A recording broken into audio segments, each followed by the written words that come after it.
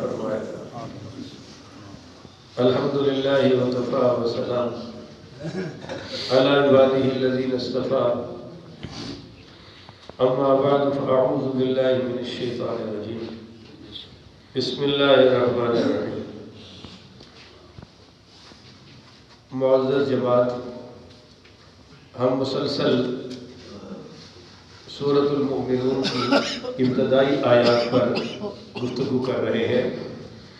اللہ تعالیٰ اکثر بیان کرنے کی توفیق عطا فرمائے، عمل والی باتوں پر اللہ عمل کی توفیق عطا فرمائے۔ پہلی صفت کیا ہے کامیاب مومنوں کی؟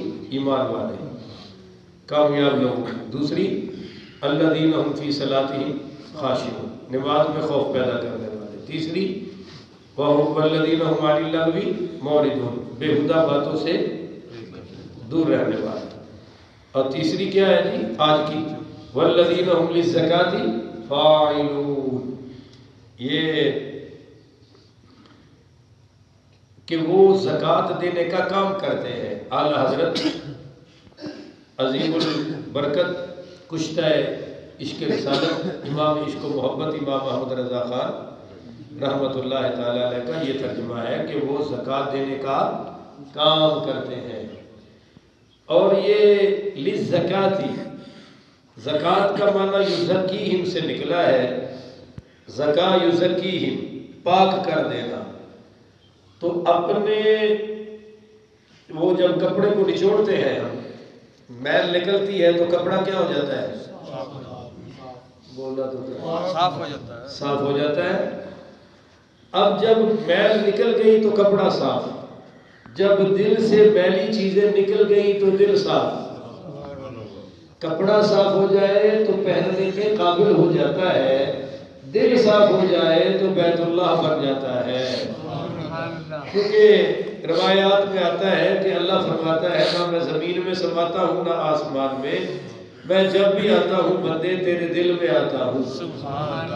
اب اس بات کو آپ دوسرے اینگل سے سمجھیں کہ کپڑا ہے بہت قیمتی سوٹ، 20,000 کا 40,000 کا میلا ہوئے ہے، دھونا پڑے گا کہ نہیں دھونا پڑے گا؟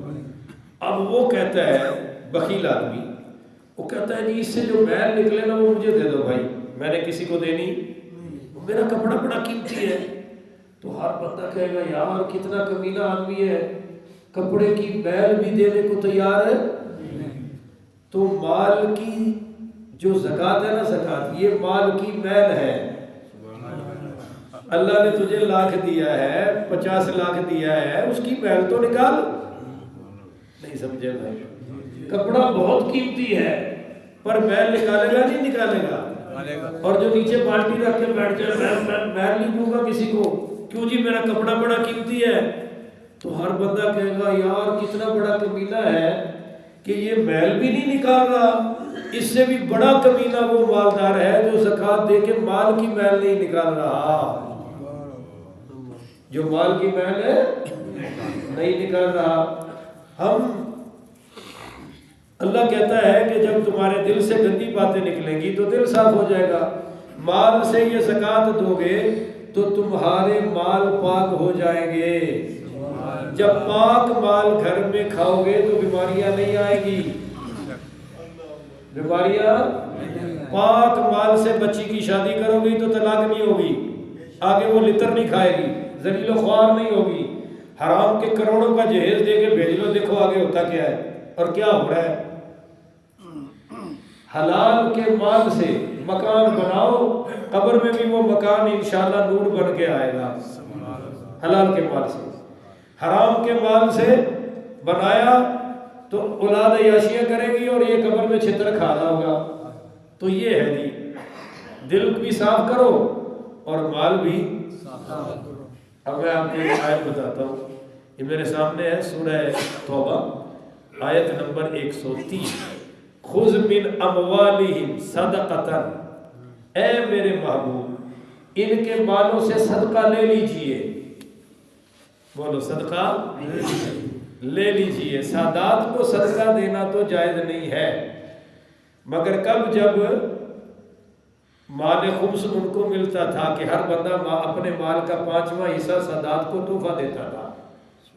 اب بھی کوئی دیتا ہے اور بولتے نہیں کدے کدے تو سچ بولیا کرو نا سارے لڑکے میں بھی بولا اب کو سید کو 5واں حصہ دیتا نہیں ہے تو پیر سید میر علی شاہ صاحب پڑھو نا رحمت اللہ علیہ وہ فرماتے ہیں کہ سادات کو اب زکوٰۃ دینا جائز ہے صدقہ دینا جائز ہے مگر بتانے کی ضرورت ہے کہ یہ میں صدقہ دے رہا ہوں نہ بتاؤ نا دے دو دیکھ لو اگلا مجبوری میں ہے دے دو زکوٰۃ دے دو تو خذ من اموالہم صدقۃ آپ ان کے مالوں سے صدقہ پکڑیے کیا ہوگا تو طاہرہم یہ پاک ہو جائیں گے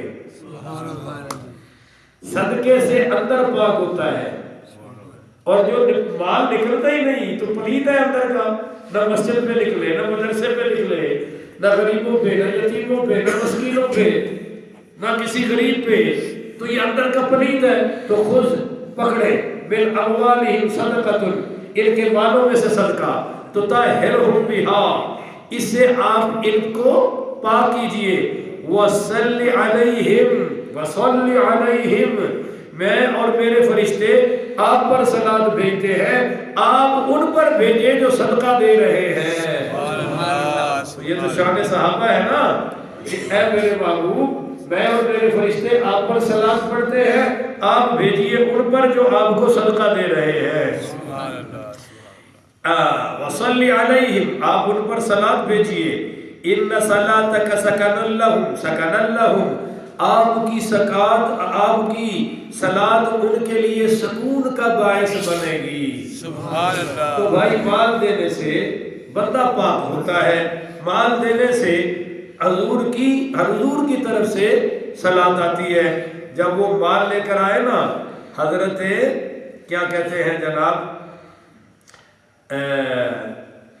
اوفا ابو اوفا پڑھیے رضی اللہ تعالی تو میرے نبی نے کیا دعا کی اللہم صلی علی آل ابی اوفا اے اللہ ابو اوفا پر اور ان کی ساری اولاد پر سلامتیاں نازل فرما صلوات نازل فرما حضور نے دعا دی ہے تو آیت پوری کر دوں میں جناب بڑی کمال کی ہے ان صلاتک سکن لہم آپ کا صلات آپ کی دعا ان کے دلوں کا سکون ہوگا واللہ سمیع علیم اللہ سننے والا ہے آگے جو آیت 4 ہے نا اس میں تو کمال کر دیا اللہ نے میں آپ کی اٹینشن چاہتا ہوں توجہ ہے پوری بھائی مجھے بول کے بتاؤ نا یار بولو توجہ ہے آپ ذرا دل کی کانوں سے سنیے گا علم یعلم کیا انہوں نے نہیں جانا ابھی تک نہیں تمہیں علم ہوا کس بات کا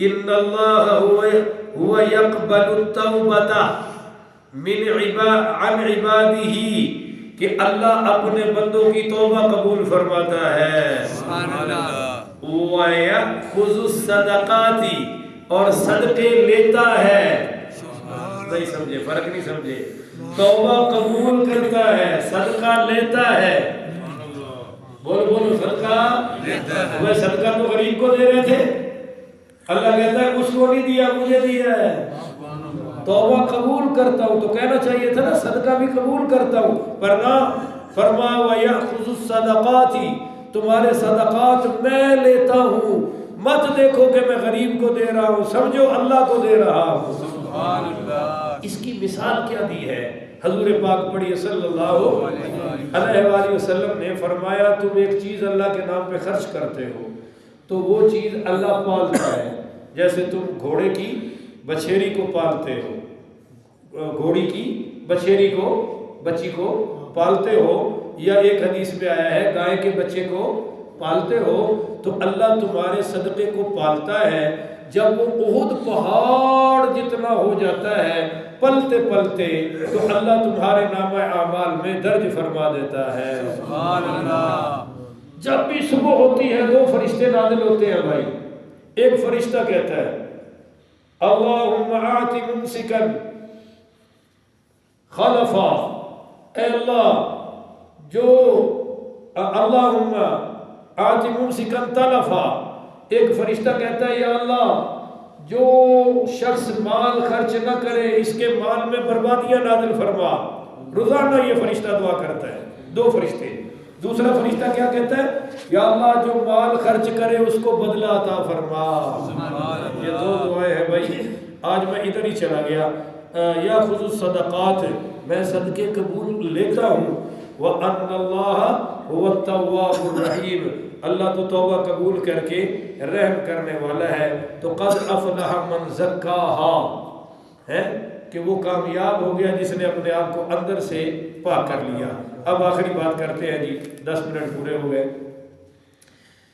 جس کے پاس صابن ہے اور وہ کہتا ہے میرے ہاتھ میں میل لگی ہوئی ہے، صابن استعمال ہے، تو میل کا قصور ہے یا اس کا قصور ہے؟ اس کا قصور ہے. سارے تو بولو اس کا قصور ہے. اس کا قصور ہے نا. پانی بھی ہے، صابن بھی ہے، تو کیوں نہیں ہاتھ دھوتا؟ دکھاتا کر رہا ہے میرے ہاتھ میں میل ہے، میرے میل نہیں جاتی، میل اترتی نہیں. تو صابن ہے، استعمال کر.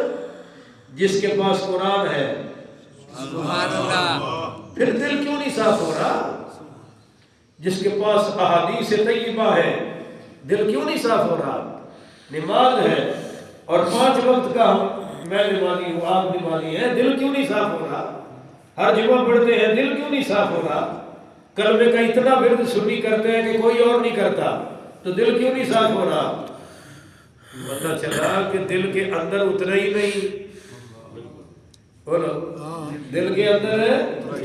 وہ میرے سامنے کرسی ہے، میجر شراز صاحب بیٹھے ہیں، میں نہیں بیٹھا. اب میں شکایت کروں او جی مجھے کرسی نہیں ملی، بھی خالی نہیں ہے. بولو خالی نہیں ہے. دل میں اللہ کیوں نہیں آ رہا کہ دل خالی نہیں ہے، دل صاف ہی نہیں ہے. دل ہے الٹا، کوئی چیز نیچے سے اوپر ڈالو تو رہے گی. اس کو سیدھا کر لو بھائی، اللہ بھی آ جائے گا، اللہ کا رسول بھی آ جائے گا. سبحان اللہ. والذین هم للزکاة فاعلون، یہ دل صاف کرتے رہتے ہیں، کرتے رہتے ہیں. جیسے برتن مانجتے رہتے ہیں، جوتی پالش کرتے رہتے ہیں، اور بار بار جناب سرما ڈالتے رہتے ہیں، تو بار بار دل صاف کرتے رہتے ہیں. اور دل کی صفائی کا جتنا مواد، جتنا سامان مسلمان کے پاس ہے، اللہ کی قسم کسی اور کے پاس نہیں ہے. اب یہ مسلمان کا قصور ہے کہ وہ دل صاف کرتے نہیں. اور کیوں نہیں کرتا؟ بازار والے کا صاف نہیں، مسجد والے کا کیوں نہیں صاف ہے؟ بے نمازی کا صاف نہیں. سمجھ آتا ہے نمازی کا کیوں نہیں صاف ہے؟ تو کچھ کوشش تو کریں، کچھ توجہ تو کریں. کبھی اللہ سے صلاۃ الحاجت پڑھ کے رو کے دعا تو مانگے کہ اللہ دل اتنا صاف کر کے تو بھی آ جائے، تیرا محبوب بھی آ جائے. سبحان اللہ. یہ دعا کوئی نہیں مانگتا. والذین هم للزکاة فاعلون. ایک آخری جملہ ہے کہ پھر کسی پر شک نہ کرو، کسی کو نیچا نہ سمجھو. یہ بھی بڑی پلیتی ہے، میں بڑا نیک ہوں، اس کو کیا ہے، میں بڑا عالم ہوں، یہ تو جاہل ہے. یہ بھی بہت بڑی پلیتی ہے. بس شکر کرو کہ اللہ قبول فرما دے. دعویٰ کرنے کی ضرورت ہے نہیں. اور ان کو گھٹیا نہ سمجھو جنہوں نے نماز نہیں پڑھی. اپنی قبولیت کی فکر کر کہ پتہ نہیں قبول کرے کہ نہ کرے. اس قابل تو نہیں نہ پڑھی بھائی. رات ایک بچے کا فون آیا خلیفہ صاحب کے داماد کا، اور وہ اتنی چھوٹے چھوٹے مسئلے پوچھ رہا تھا. پہلے تو میری توجہ ہی نہیں تھی. میں نے کہا انگریزی شکریزی لڑکا ہے، کیا کرنا ہے اس کو. اور جب اس نے مسئلے پوچھے تو میں نے کتاب بند کر دی. میں نے کہا یہ تو بڑے وہ پوچھ رہا تھا مولانا احرام میں یہ تو نقصان نہیں، یہ تو نقصان نہیں. میں کہا یار بڑی بات ہے بھائی، بڑی فکر ہے آخرت کی.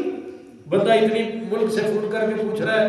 تو یہ اندر کی طرف سے کام بنتا ہے، لمبی داڑھی سے کام، بڑی پگڑی سے کام. کوئی اندر بھی بات بن جائے نا. اللہ تعالیٰ اس کی توفیق عطا فرمائے. آخر دعوانا الحمدللہ رب العالمین.